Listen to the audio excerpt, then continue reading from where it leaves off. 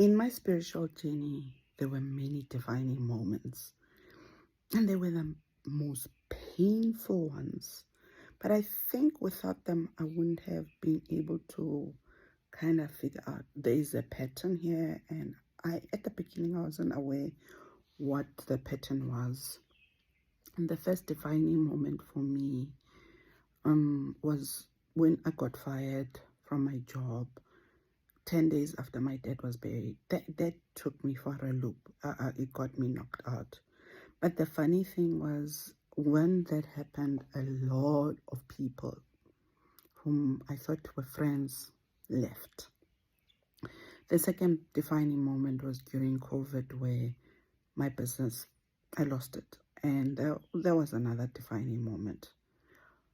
The third defining moment was when money just vanished, and that was the big one. And how at every level people left.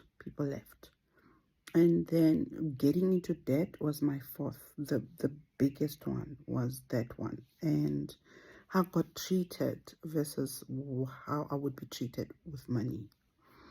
But in the same vein, I was able to notice, oh, okay, these are not random. They're not random. Losing a job, losing my business, losing money were not random. And I realized that's where my growth opportunity lies. I was like, okay, there's a version of myself who's got me into debt, and there's a version of myself who's not in debt. And there's that in between. And I didn't know the in between, but I knew there was a version of myself somewhere in my vision. I knew that version of myself existed, because they say you are everything.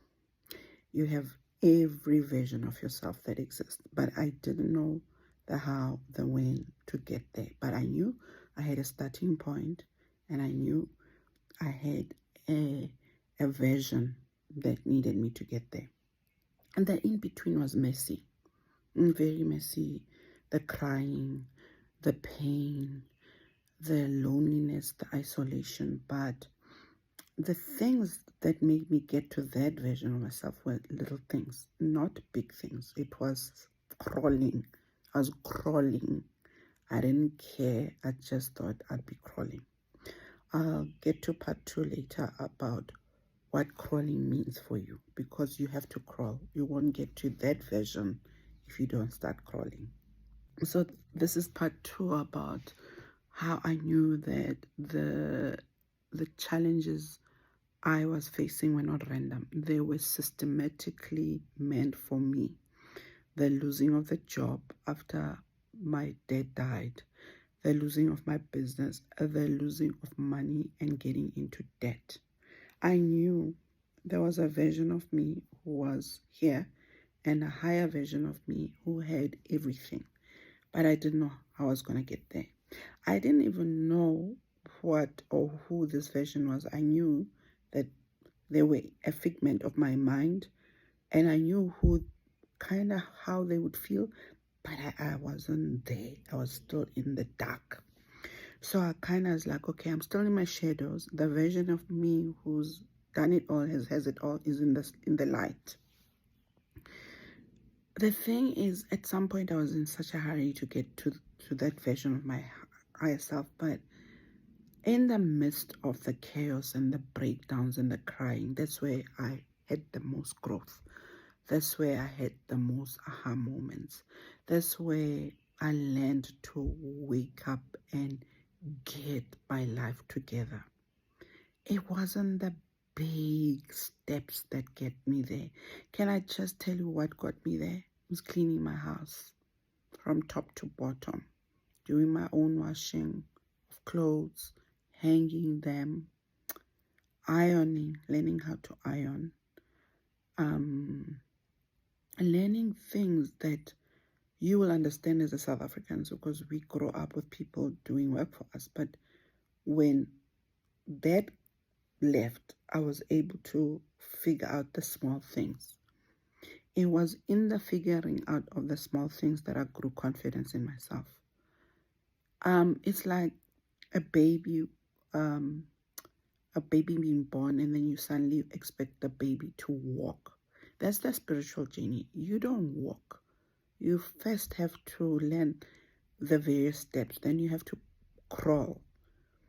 And then only when you have figured crawling can you start standing and then start walking. Then can start running. The spiritual journey works the same way. It works the same way as winter as well. You can't grow new leaves unless the old leaves have gone. And you can't grow new leaves if there are weeds in between. You can't. The weeds will take all the nutrients for your tree. Part 3 of my lessons and of spiritual awakening. I was talking about the fact that I knew there was a version of me that existed, but I didn't know how I was going to get there.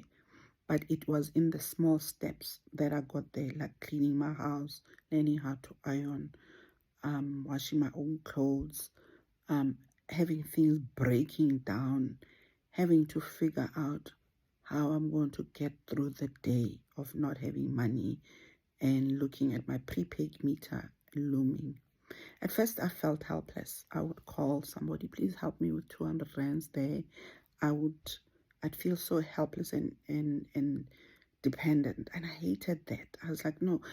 So I started figuring out, okay, if I hate being dependent and helpless and powerless, who will I be? As I was like, oh, I would be independent. I would be courageous. I'd be powerful.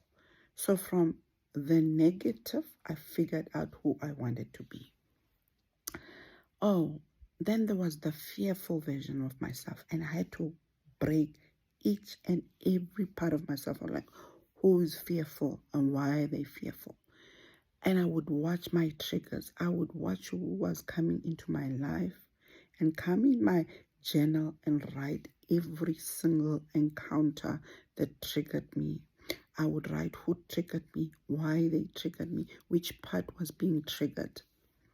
Eventually, I got into my inner being. I was like, ooh, there's a little child being triggered. I guess being curious was an 8-year-old and 9-year-old, and later on, the 10, 11, 12, 13, 14, 15, 16, 17, 18, who all had a story to tell me about why they were angry, why they were sad, why it was painful, why they were feeling helpless, why. I took all that down. It was in my mind and I knew it. But if I had not figured those things and those steps, I would have been still sitting in that helpless, powerless situation. And I do recommend shadow work. It's not easy. It is the most difficult, brutal work I did, but I do recommend it. It takes you into your inner world and your inner world workings. And you will see why some people come into your life, because they are a mirror of one of your shadows. So I figured that was a mirror of my shadow.